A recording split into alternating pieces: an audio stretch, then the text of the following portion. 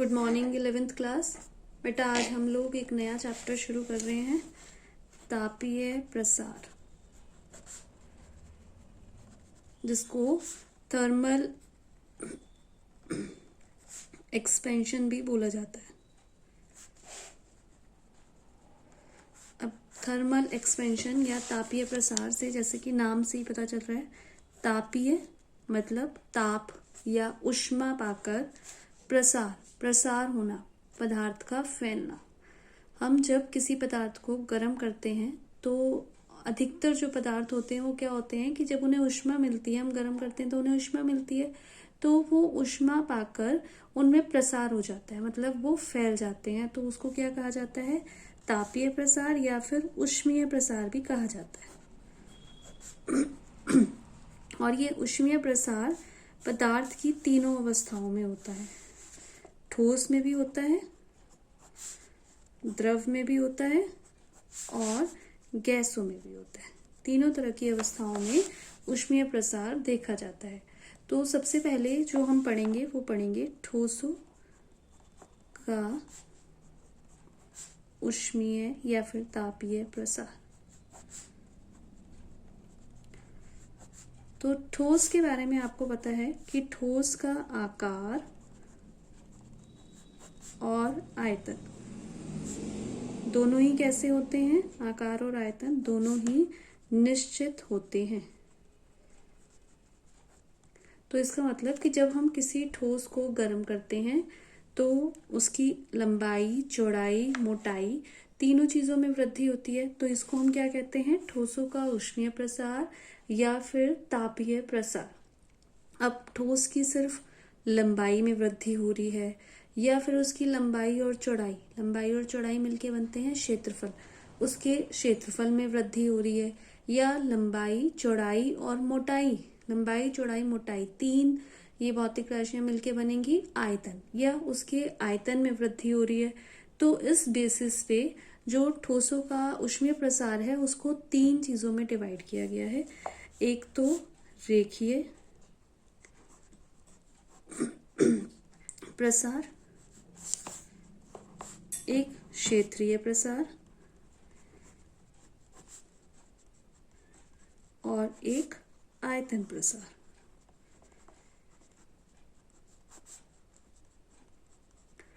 तो अगर सिर्फ लंबाई में वृद्धि होगी तो रेखीय प्रसार, अगर क्षेत्रीय मतलब सिर्फ क्षेत्रफल में वृद्धि होगी तो क्षेत्रीय प्रसार, और अगर लंबाई चौड़ाई के साथ साथ उसके मोटाई में भी वृद्धि होती है तो हम उसे कहेंगे आयतन प्रसार। तो सबसे पहले हम पढ़ेंगे रेखीय प्रसार।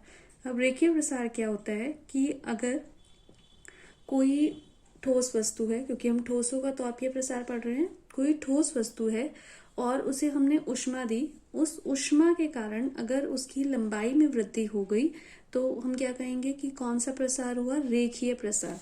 इसको अनुदैर्ध्य प्रसार भी कहा जाता है।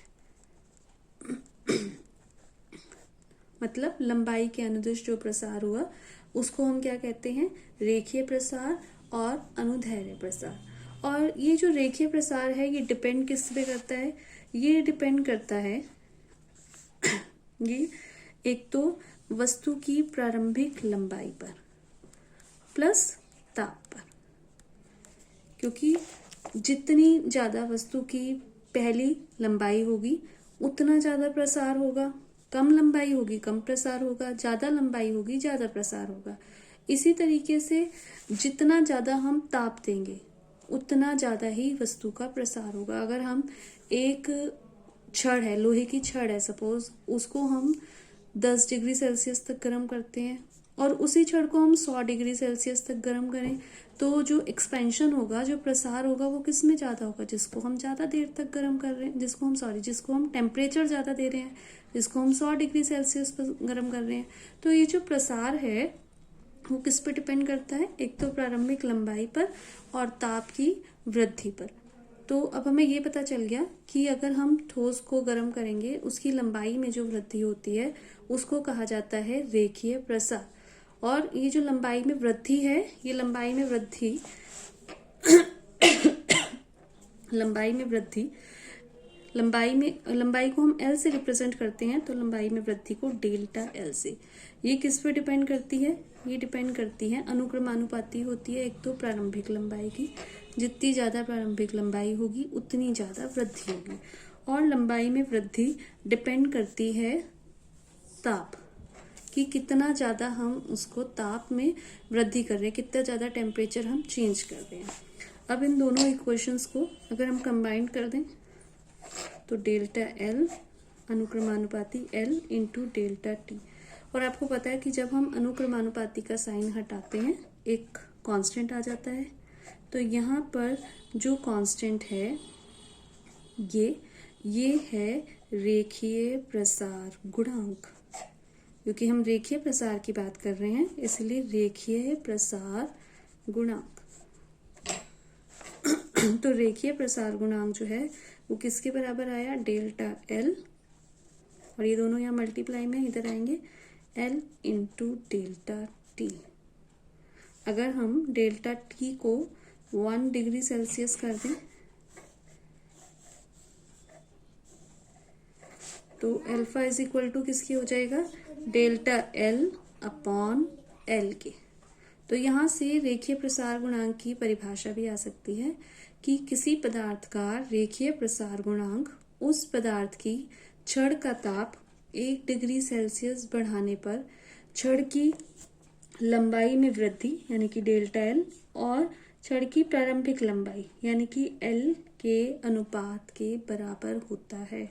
छड़ का ताप 1 डिग्री सेल्सियस बढ़ाने पर लंबाई में वृद्धि और प्रारंभिक लंबाई के अनुपात के बराबर होता है रेखीय प्रसार गुणांक। और जो इसका मात्रक होगा वो क्या होगा? डेल्टा N लंबाई में वृद्धि, ये भी मीटर, L लंबाई में वृद्धि, ये भी मीटर, और डेल्टा T टेम्परेचर में चेंज, ये हो गया डिग्री सेल्सियस। तो जो इसका मात्रक होता है रेखीय प्रसार गुणांक का मात्रक वो क्या होता है? प्रति डिग्री सेल्सियस, या फिर हम इसको डिग्री सेल्सियस -1 भी बोल सकते हैं अगर ऊपर ले जाए। तो ये परिभाषा हुई रेखीय प्रसार गुणांक की। अब हम बात करते हैं क्षेत्रीय प्रसार की। तो जैसे मैंने आपको रेखीय प्रसार में समझाया वैसे ही क्षेत्रीय प्रसार, अगर हम किसी वस्तु को गर्म करें, वस्तु जैसे सपोज कोई चादर ले लें, ठोस की जैसे चादर होती है जिसमें लंबाई चौड़ाई दोनों होती है, तो अगर हम उसके टेम्परेचर में चेंज करें, ताप में वृद्धि करें और ताप में वृद्धि करने से उसके क्षेत्रफल में वृद्धि हो जाए तो हम उसे क्या कहेंगे? क्षेत्रीय प्रसार। अब जैसे हमने यहाँ पढ़ा कि जो लंबाई में वृद्धि है वो किसके अनुक्रमानुपाती है? प्रारंभिक लंबाई और टेम्परेचर में चेंज के। इसी तरीके से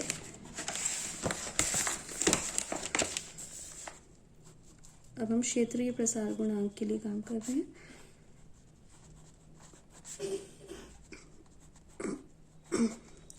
इसी तरीके से जो क्षेत्रफल में वृद्धि होती है ये अनुक्रमानुपाती होती है प्रारंभिक क्षेत्रफल के, और क्षेत्रफल में वृद्धि अनुक्रमानुपाती होती है टेम्परेचर में चेंज के। जितना ज्यादा प्रारंभिक क्षेत्रफल होगा उतनी ज्यादा वृद्धि होगी, जितना ज्यादा टेम्परेचर में चेंज होगा उतनी ज्यादा क्षेत्रफल में वृद्धि होगी।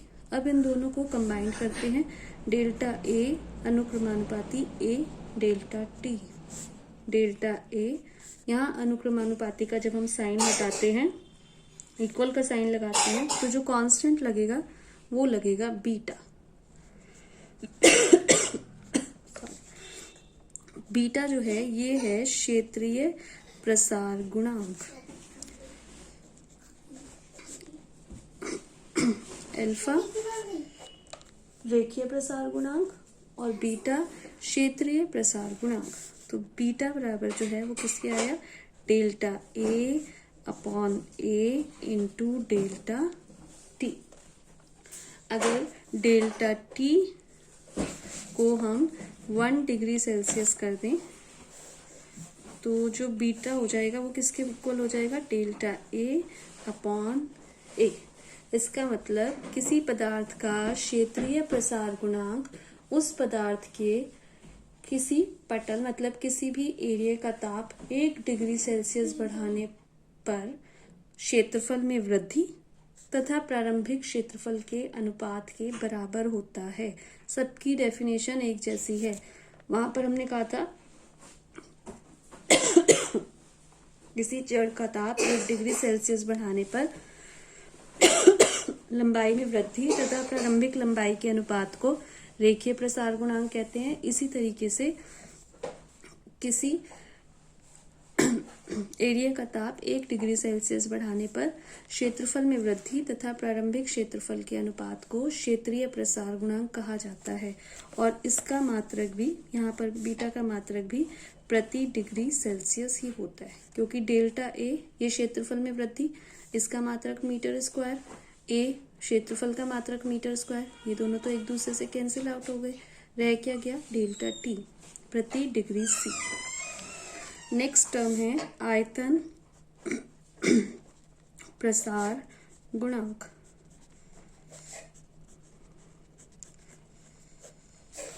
तो अगर हम अब कोई लोहे की गेंद ले लें, सपोज कोई ठोस वस्तु की हमने गेंद ले ली, अगर हम उसमें ताप में वृद्धि करेंगे, उसके ताप में वृद्धि करेंगे तो वृद्धि करने पर क्या होगा? उसकी लंबाई में भी परिवर्तन होगा, उसकी चौड़ाई में भी परिवर्तन होगा, उसकी मोटाई में भी परिवर्तन होगा। तो इसका मतलब उसके आयतन में परिवर्तन होगा। जैसे यहाँ हमने किया कि आयतन में वृद्धि जो है वो किसके बराबर होती है? प्रारंभिक आयतन और अपने टेम्परेचर में चेंज, इन दोनों के अनुक्रमानुपाती होती है। इसी तरीके से जो आयतन में चेंज है, आयतन में वृद्धि है, ये भी किसके अनुक्रमानुपाती होती है? प्रारंभिक आयतन और साथ में ताप में परिवर्तन। तो अनुक्रमानुपाती का जब हम साइन हटाएंगे, यहाँ पर जो कांस्टेंट लगता है वो है gamma, v into delta T. और यहाँ गामा क्या है? आयतन प्रसार गुणांक। Gamma is equal to delta v upon v into delta T. अगर डेल्टा टी 1 हो तो सेम जैसे यहाँ पर डेफिनेशन हमने करी, इसी तरीके से यहाँ पर डेफिनेशन होगी, किसी पदार्थ का आयतन प्रसार गुणांक उस पदार्थ का ताप 1 डिग्री सेल्सियस बढ़ाने पर आयतन में वृद्धि तथा प्रारंभिक आयतन के अनुपात के बराबर होता है। और आयतन प्रसार गुणांक का जो मात्रक है वो भी क्या होगा? प्रति डिग्री सी। तो अब आपने देखा रेखीय प्रसार गुणांक, क्षेत्रीय प्रसार गुणांक और आयतन प्रसार गुणांक, इसको हम रिप्रेजेंट करते हैं अल्फा, बीटा, गामा से। और इनके जो मात्रक होते हैं तीनों के क्या होते हैं? प्रति डिग्री सी। अब जो नेक्स्ट क्वेश्चन इसमें से आता है, ये डेफिनेशंस एग्जाम में नहीं आती। जो क्वेश्चन पूछा जाता है वो पूछा जाता है या तो अल्फा और बीटा के बीच में संबंध।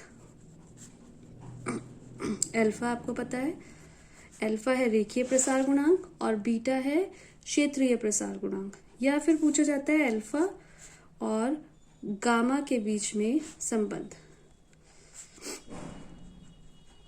जहां पर अल्फा आपको पता है, अल्फा है रेखीय प्रसार गुणांक और गामा है आयतन प्रसार गुणांक। तो इन दोनों में जो संबंध है ऑलमोस्ट एक जैसे ही हैं, डेरिवेशन उनके एक जैसे हैं।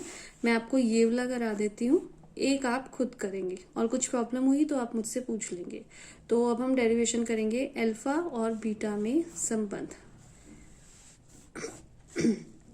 तो इसके लिए हम क्या करेंगे, क्योंकि क्षेत्रीय प्रसार गुणांक की बात कर रहे हैं तो एक हमने वर्गाकार कोई वस्तु ले ली। तो वर्गाकार का मतलब क्या होता है कि चारों साइड्स इक्वल हैं। इसका कुछ नाम दे देते हैं, ए बी सी डी। ये भी 1 मीटर, ये भी 1 मीटर, ये भी 1 मीटर और ये भी 1 मीटर। और हमने क्या किया, इसको इसके ताप में 1 डिग्री सेल्सियस की वृद्धि करी। तो जब 1 डिग्री सेल्सियस की वृद्धि करेंगे तो क्या होगा? क्षेत्रफल में वृद्धि हो जाएगी, मतलब लंबाई में भी वृद्धि होगी और चौड़ाई में भी वृद्धि होगी। सपोज ये इसका नया क्षेत्रफल बन गया, ये जो डॉटेड लाइंस हैं ये इसका नया क्षेत्रफल है। जैसे जैसे मैं आपको यहाँ करा रही हूँ, यहाँ क्योंकि हम क्षेत्रीय प्रसार गुणांक और रेखीय प्रसार गुणांक में संबंध ले रहे हैं, जो नेक्स्ट टॉपिक आयतन प्रसार गुणांक वाला है तो उसमें हम क्या कहेंगे कि पहले तो आप एक घन ले लेंगे, क्योंकि हम आयतन की बात कर रहे हैं। तो घन के 1 डिग्री टेम्परेचर में चेंज करने पर उसके आयतन में भी क्या हो जाएगा, परिवर्तन हो जाएगा। तो इस तरीके से एक नई शेप आप बनाएंगे। ठीक है, तो अब ये इसको भी कुछ एक नाम दे देते हैं। अंदर वाला ABCD है, नीचे वाले को हम EFGH के लेते। अब ये जो ABCD है इसका क्षेत्रफल, ये जो वस्तु ABCD है इसका क्षेत्रफल बराबर होता है लंबाई गुना चौड़ाई। हमने लंबाई भी एक ली, चौड़ाई भी एक ली, तो क्षेत्रफल कितना हो गया, क्षेत्रफल बराबर हो गया 1 मीटर स्क्वायर। अब जब यहाँ 1 मीटर इसकी लंबाई है सपोज, और हमने 1 डिग्री सेल्सियस ताप में वृद्धि करी, तो डेल्टा एल जो लंबाई में वृद्धि होती है, यहाँ मैंने आपको बताया था डेल्टा एल बराबर जो है वो किसकी है, delta L alpha L into delta T. इसको हम यहाँ अप्लाई करते हैं, alpha L into delta T. Alpha तो एज इट इज रखेंगे, एल मतलब लंबाई कितनी है 1, डेल्टा टी मतलब ताप में वृद्धि, हमने कितनी ताप में वृद्धि करी 1, तो डेल्टा एल जो है वो किसके बराबर आ गया, अल्फा के। इसका मतलब जो लंबाई में वृद्धि हो रही है वो कितनी हो रही है, अल्फा की। तो पहले जिसकी लंबाई, इस ABCD की लंबाई 1 मीटर थी, अब कितनी हो गई 1 प्लस अल्फा। EF कितना हो गया 1 प्लस अल्फा। इसी तरीके से ये 1 है तो ये कितना हो गया 1 प्लस अल्फा, ये कितना हो गया 1 प्लस अल्फा, और ये भी कितना हो गया 1 प्लस अल्फा। तो ABCD का क्षेत्रफल तो 1 मीटर स्क्वायर, और जब हम ताप में वृद्धि कर रहे हैं तो जो नई वस्तु बन रही है EFGH, इसका क्षेत्रफल कितना हो जाएगा, अब फिर लंबाई गुणा चौड़ाई। अब लंबाई है 1 प्लस अल्फा और चौड़ाई भी 1 प्लस अल्फा, तो 1 प्लस अल्फा का स्क्वायर। फॉर्मूला खोल देते हैं, 1 A प्लस B के होल स्क्वायर से खोलेंगे, 1 का स्क्वायर 1, अल्फा का alpha square plus 2 alpha, 1 plus alpha square plus 2 alpha. तो अब हम निकालेंगे क्षेत्रफल में वृद्धि, हमें तो वृद्धि निकालनी होती है। क्षेत्रफल में वृद्धि कैसे निकलेगी, जो EFGH का क्षेत्रफल है उसमें से ABCD का क्षेत्रफल घटा देंगे तो ये वृद्धि आ जाएगी। EFGH का क्षेत्रफल माइनस ABCD का क्षेत्रफल। EFGH का क्षेत्रफल 1 plus alpha square plus 2 alpha, और ABCD का 1 से 1 कैंसिल आउट, तो ये आया अल्फा स्क्वायर प्लस 2 अल्फा। अब क्योंकि अल्फा ही बहुत कम होता है, जब आपने देखा होगा कि किसी चीज़ को अगर हम गर्म करते हैं उसमें वृद्धि होती है, पर वो इतनी नेग्लिजिबल होती है कि हमें नज़र नहीं आती जनरली। तो जब अब यहाँ क्षेत्रफल में वृद्धि तो और कम, अल्फा अगर इतना कम है तो अल्फा स्क्वायर तो और कम होगा, तो हम अल्फा स्क्वायर को नेग्लेक्ट कर देंगे, तो बचेगा क्या, सिर्फ 2 अल्फा। अब हमें निकालना क्या है, अल्फा और बीटा में संबंध, तो बीटा निकालते हैं हम। क्षेत्रीय प्रसार गुणांक, क्षेत्रीय प्रसार गुणांक मैंने आपको बताया था, एक बार फिर से ध्यान कराते हैं। क्षेत्रीय प्रसार गुणांक किसके बराबर है, delta A upon A into delta T. Formula लिख देते हैं यहाँ पर, delta A upon A into delta T.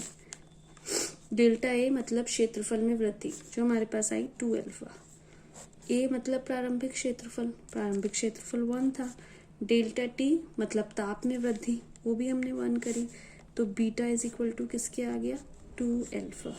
ये रिलेशन है अल्फा और बीटा के बीच में। जब आप गामा और अल्फा के बीच में रिलेशन करोगे तो वो आएगा gamma is equal to 3 alpha.